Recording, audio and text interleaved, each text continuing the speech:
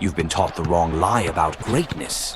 People think superstars are timeless, like they dominate in any era. That sounds heroic.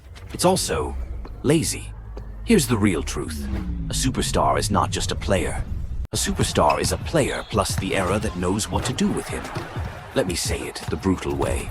There are guys who looked nice in 2005 and would be top 5 monsters in 2025. Not because they magically got better. Because the league finally built a world that speaks their language. We judge players like we're ranking pure talent in a vacuum. But the NBA is not a vacuum. It's a moving set of rules, spacing, pace, and incentives. And when those incentives shift, the definition of superstar shifts with it. Think about it like this. If the league pays you extra for three-pointers, your jumper isn't just a jumper. It's a money printer. If the league bans hand-checking, your first step isn't just quick. It's a lawsuit. And if the league worships versatility, switching, passing, shooting, then suddenly the weird player becomes the blueprint.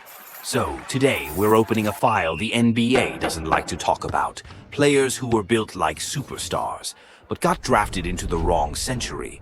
And I'm not talking about he would have shot more threes.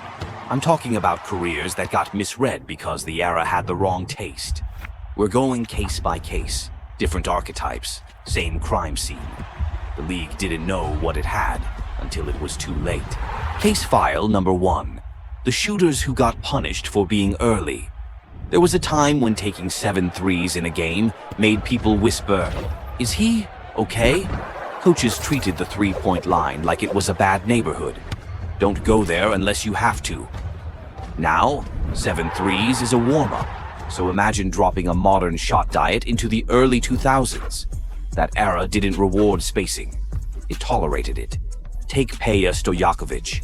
In his prime, he was a 6'10" sniper who could fly off screens and punish closeouts. But in that era, a forward was supposed to post up, mid-range, play big. Peja's real superpower, volume shooting, was capped by culture. Put him in 2025 and he's not just a great shooter, he's a system. You run offense around him like a nuclear reactor. Dribble handoffs, Spain pick and rolls, 5-out spacing. And now the math loves him. Because in 2004, a contested long 2 was tough. In 2025, it's just bad. Or look at Rashard Lewis, a 6'10" forward who could stretch the floor, attack a rotating defense, and survive switches. Back then, people called him a tweener. Translation, we don't know where to put you, so you must be the problem. Today, that's literally the ideal. You don't build around centers who can't guard. You build around forwards who can shoot, pass, and stay on the floor in playoffs. Here's the part fans miss. Those guys weren't just missing highlight reels. They were missing an entire economy. Modern NBA didn't just increase their attempts, it increased their value per possession. It turned their nice skill into a superstar engine.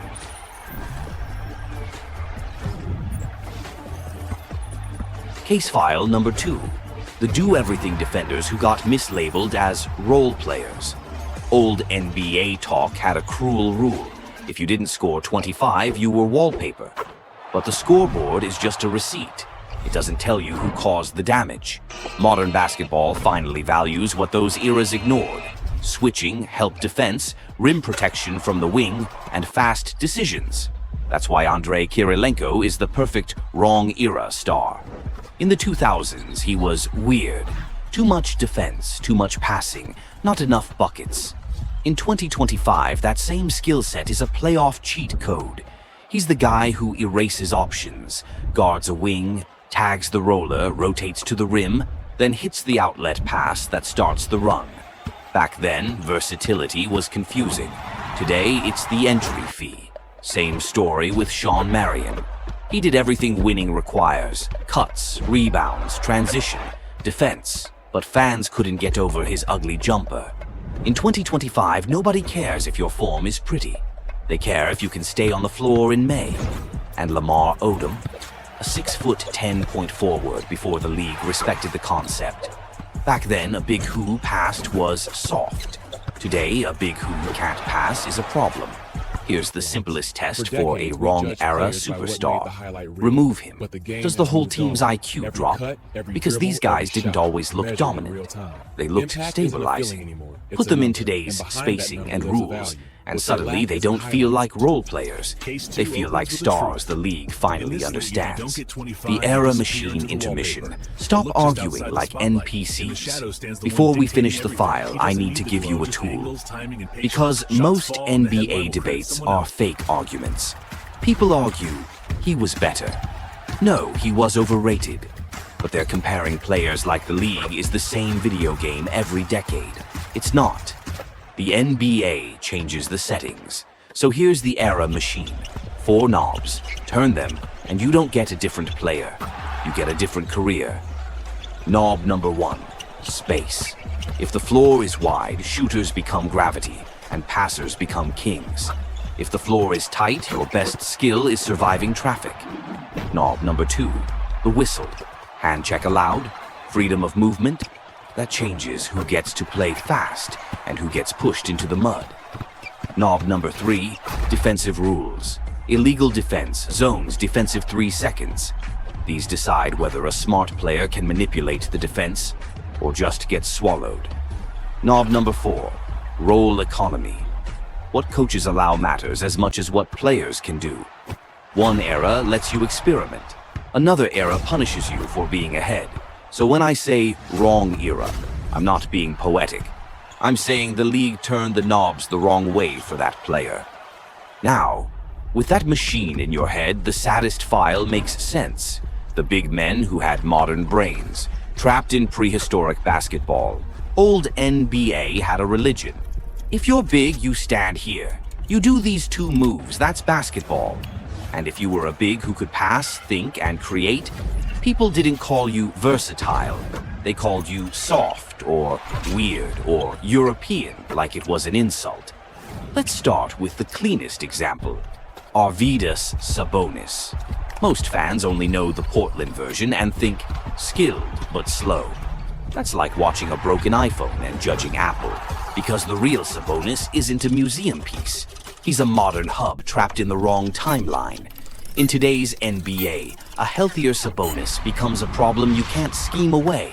Post scoring when you switch, handoffs when you hedge, short roll passing when you trap. And in 5-out spacing, defenders can't just camp in the paint and wait for him to turn. They have to choose, and Sabonis punishes choices. Now, here's a name people forget because he didn't look cool enough. Brad Miller.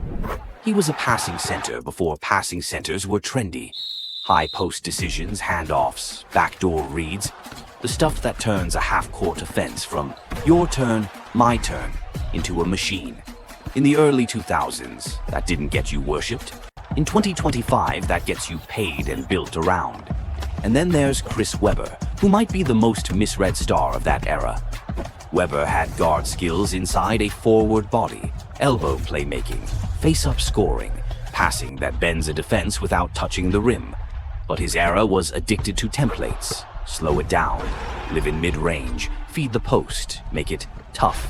In 2025, you weaponize Webber. Shooters around him, inverted pick and rolls, Webber as the engine at the nail. And suddenly, he's not just an all-star. He's the kind of player who makes everyone else look smarter. Here's the brutal lesson. A lot of these bigs weren't missing talent. They were missing permission. The league didn't reward big men who thought like guards until Jokic forced everyone to admit it. And that's why wrong era matters. It doesn't just change numbers. It changes reputations. It changes contracts. It changes history. Now, the uncomfortable part, because it's only fair. If some players were superstars in the wrong era, the reverse is true too. So, next episode, we flip the era machine the other way. Which modern stars would shrink in a 90s game? And which ones would get even scarier? I'm not talking about feelings. I'm talking about matchups, rules, and pain. If you want the list and you want the ugly truth, subscribe.